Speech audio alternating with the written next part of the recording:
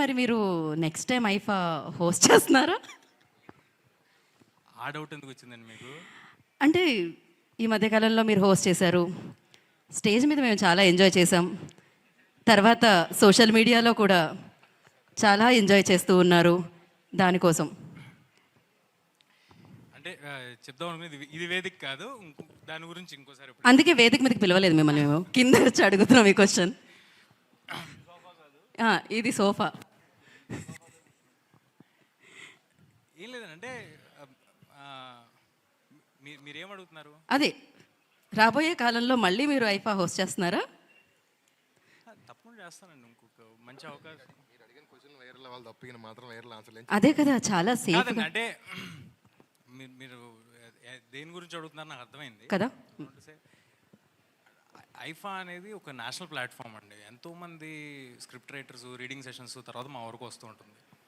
And more over ఏదైతే చూసారో అది ఆ క్లిప్స్ అన్ని కట్ చేసినాయి. ఫుల్ వీడియోస్ ఉంటే ఎవరికి చూసుంటే అలాంటి ఉద్దేశం ఏం రాదు.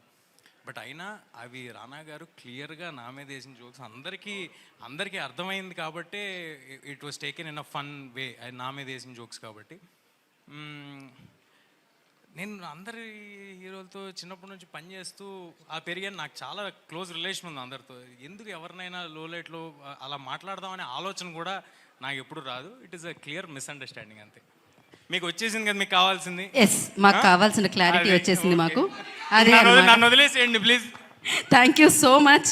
అండ్ ఎస్, ఎవరిని షాక్ అవుతున్నారు లేకపోతే మిస్అండర్స్టాండ్ చేసుకుంటున్నారు అని అంటున్నారు. ఏంటి రీసెంట్గా మీకు వచ్చిన ఒక అవార్డ్ ఫంక్షన్ గురించే మీరు మాట్లాడుతుంది?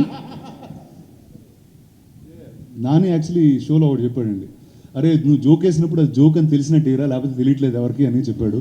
సో ఈ షో చూసిన తర్వాత you will understand a lot more what's going on. So కామెడీలో మీ కామెడీని ఎక్స్ప్లెయిన్ చేయడానికి కొంచెం ఇంప్రూవ్ అవ్వాలంటారా? అది జోక్ అని కింద ఒక ట్యాగ్ లైన్ వేయాలంట. ఇప్పుడు సెన్సర్లో వేస్తారు యానిమల్ని చేసి, ఇది సీజీ యానిమల్, ఇది రియల్ యానిమల్ హామ్ చేయలేదని, ఇది జోక్ నేను వేసేది అందరికి దయచేసి నవ్వండి అని ఒక నెక్స్ట్ టైం నుంచి స్క్రోల్ వేద్దామని ఫిక్స్ అయ్యానండి.